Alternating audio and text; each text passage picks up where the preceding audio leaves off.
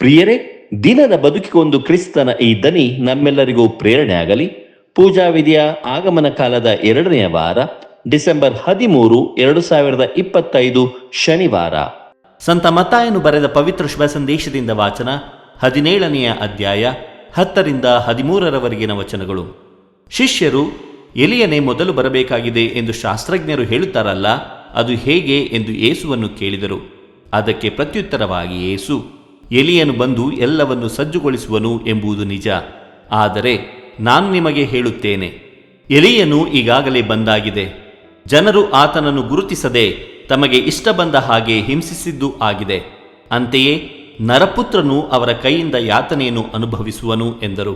ಅವರು ಹೇಳುತ್ತಿರುವುದು ಸ್ನಾನಿಕ ಯೋವಾನನನ್ನು ಕುರಿತೇ ಎಂದು ಪ್ರೇಷಿತರು ಆಗ ಅರ್ಥ ಮಾಡಿಕೊಂಡರು. ಪ್ರಭುವಿನ ಶುಭ ಸಂದೇಶ. ಕ್ರಿಸ್ತರೇ ನಿಮಗೆ ಸ್ತುತಿ ಸಲ್ಲಲಿ. ಚಿಂತನೆ. ಕ್ರಿಸ್ತರು ಪುನಃ ಜಗತ್ತಿಗೆ ಮರಳಿ ಬರುವಾಗ ನೀವು ನನ್ನನ್ನು ಗುರುತಿಸುವಿರಾ? ಪ್ರಭು ಯೇಸು ಕ್ರಿಸ್ತರಲ್ಲಿ ಆತ್ಮೀಯರೇ, ದೇವರು ನಮ್ಮನ್ನು ಎಷ್ಟೊಂದು ಪ್ರೀತಿಸುತ್ತಾರೆ ಅಲ್ಲವೇ? ತನ್ನ ಸ್ವಂತ ಜನರ ಉದ್ಧಾರಕ್ಕಾಗಿ, ಅವರ ಮನಪರಿವರ್ತನೆಗಾಗಿ ಹಳೆ ಒಡಂಬಡಿಕೆಯಲ್ಲಿ ದೇವರು ಹಲವಾರು ಪ್ರವಾದಿಗಳನ್ನು ಕಳುಹಿಸಿದರು. ಅವರ ಮುಖಾಂತರ ಹಲವಾರು ಮಹತ್ಕಾರ್ಯಗಳನ್ನು ಎಸಗಿದರು. ಕೊನೆಗೆ ತಮ್ಮ ಸ್ವಂತ ಮಗನನ್ನೇ ಈ ಭುವಿಗೆ ಕಳುಹಿಸಿದರು. ಆದರೆ ಅವರನ್ನು ಯಾರೂ ಅರಿತುಕೊಳ್ಳಲಿಲ್ಲ. ಪಾಪ ಮಾಡಿ ದೇವರಿಂದ ದೂರ ಸರಿಯುತ್ತಾ ದೇವರ ಅನುಗ್ರಹವನ್ನು ಕಳೆದುಕೊಂಡರು. ಕೊನೆಗೆ ದೇವಪುತ್ರನನ್ನೇ ಶಿಲುಬೆಗೆ ಏರಿಸಿದರು. ಆದರೂ ಕ್ರಿಸ್ತರು ಎಲ್ಲರನ್ನು ಕ್ಷಮಿಸಿದರು.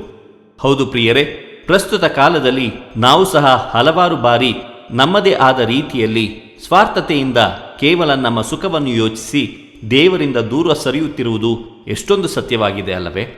ಇಂದಿನ ವಾಚನಗಳು ನಮಗೆ ಎಚ್ಚರಿಕೆ ನೀಡುತ್ತಿವೆ. ಪಾಪದಿಂದ ದೂರವಾಗಲು ಕ್ರಿಸ್ತರು ಪುನಃ ಜಗತ್ತಿಗೆ ಮರಳಿ ಬರುವಾಗ ನೀವು ನನ್ನನ್ನು ಗುರುತಿಸುವಿರಾ ಎಂದು ಕೇಳುತ್ತಿದ್ದಾರೆ. ಇದಕ್ಕೆ ನಾವು ಯಾವ ಉತ್ತರವನ್ನು ಕೊಡಲು ಸಿದ್ಧರಿದ್ದೇವೆ ಎಂದು ಯೋಚಿಸೋಣ. ದೇವರು ನಮ್ಮೆಲ್ಲರನ್ನು ಆಶೀರ್ವದಿಸಲಿ. ಇದು ಧ್ವನಿ ಮಾಧ್ಯಮ ಮನೆಯ ಕೊಡುಗೆ. ಧ್ವನಿ ವಂದನೆಯ ಸ್ವಾಮಿ ಶಾಂತಕುಮಾರ್ ಜೆ, ಬೆಂಗಳೂರು ಮಹಾಧರ್ಮ ಕ್ಷೇತ್ರ. ಪ್ರಿಯರೇ, ಈ ಚಾನೆಲ್ ಅನ್ನು ಸಬ್ಸ್ಕ್ರೈಬ್ ಮಾಡಿ ಪ್ರತಿದಿನ ದೇವರ ವಾಕ್ಯವನ್ನು ಆಲಿಸುತ್ತಾ ಅದನ್ನು ಇತರರೊಂದಿಗೆ ಹಂಚಿಕೊಳ್ಳಲು ನಮಗೆ ನೆರವಾಗಿರಿ. ಧನ್ಯವಾದಗಳು.